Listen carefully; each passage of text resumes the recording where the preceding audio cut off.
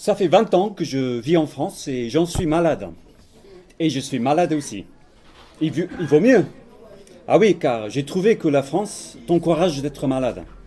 En fait, je n'ai jamais été aussi motivé d'être malade de toute ma vie qu'en France. Parce qu'ici, si tu n'es jamais malade, t'es marginal et tu passes à côté. J'ai réalisé que je cotise énormément, comme tout le monde, toutes les caisses pour ce super service de soins, peut-être le meilleur du monde. Et ça représente une véritable fortune, mais aussi une opportunité. Tellement que pour en profiter à max, j'ai commencé à fumer. En fait, j'ai compris que ça sert à rien d'être en bonne santé ici. Tu gagnes rien, tu perds même de l'argent. Alors, ainsi que fumer, maintenant je mange gras, trop salé, trop sucré, et j'ai arrêté de bouger. Je suis devenu alcoolique aussi. Enfin, je dis devenu, je suis redevenu alcoolique. Quelle nostalgie, c'est génial quoi. Quelle joie de retrouver le plaisir de tousser. Je suis devenu à moitié zombie, avec tous ces cachetons remboursés que j'avale pour le petit-déj. Mais c'est bien, je commence à vivre enfin. Laissez-moi vous parler de ma première visite chez le médecin en France. C'était une vraie expérience. C'était à la campagne, la salle d'attente était figée dans le temps, comme la bactérie, de la poussière partout et avec que des revues des années 80. La tête de Michel Drucker partout, la tranche de Carlos aussi. Le médecin est venu me chercher, il m'a fait la bise, il m'a montré des photos bizarres de ses patients et de lui-même, toujours avec le maire derrière en train de sourire. Ensuite, il m'a demandé d'enlever tous mes vêtements et de m'allonger sur la table de soins.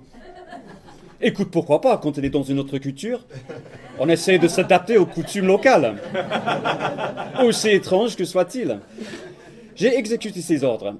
C'est peut-être le fait de la blouse blanche, ou son insistance, ou les instruments de torture chirurgicaux, ou la photo du maire tout nu accroché au mur.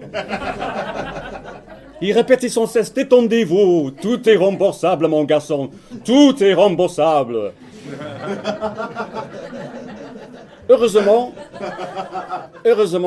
la secrétaire a tapé sur la porte et elle est entrée dans le cabinet. Malheureusement, elle portait dans ses mains un masque en caoutchouc, des menottes et un costume de Spider-Man qu'elle a ensuite donné au médecin. Heureusement, je me suis réveillé de mon rêve, pardon, cauchemar. C'était horrible. Non mais surtout la photo du maire. Chaque fois que je vais chez le médecin en France, il me parle en grec.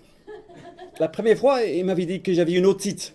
Une autre fois, c'était une rhinite. Les fois suivantes, une pharyngite, une sinusite. Mais je ne comprenais rien. J'ai fini par lui dire « Ven milao elinika, malaka ». C'est-à-dire « I don't speak Greek, you freak ». Imagine, tu vas en Angleterre et le médecin te parle dans une langue que tu ne connais pas, comme l'hindi. Remarque, ça pourrait facilement arriver là-bas. Hein. En Angleterre, il y a pas mal de gens d'origine indienne maintenant. En fait, il y en a tellement qu'à côté des Anglais qui ont la peau blanche, les Anglais ont l'air tous malades. Mais parfois, il y a un véritable problème de langage chez les médecins français. J'ai l'impression qu'ils ne peuvent pas s'exprimer en termes simples, ou juste s'exprimer tout court.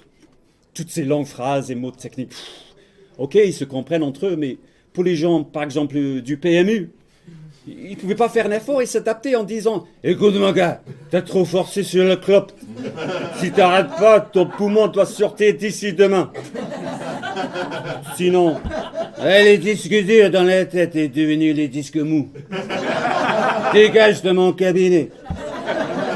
Et t'as chopé la gonorrhée. Pensez caché. Sinon, c'est bye bye bit. » Et les médecins, ouais, quand ils sont assis à leur bureau, à saisir sur l'ordinateur tous les symptômes, je sais très bien qu'ils sont en train d'écrire des messages sur Facebook ou de regarder des vidéos de chats ou de vérifier le nouvel arrivage sur YouPorn, je sais pas quand, quoi. En France, il y a ce qu'on appelle le médecin de travail. Vous pensez que c'est un vrai médecin, ça?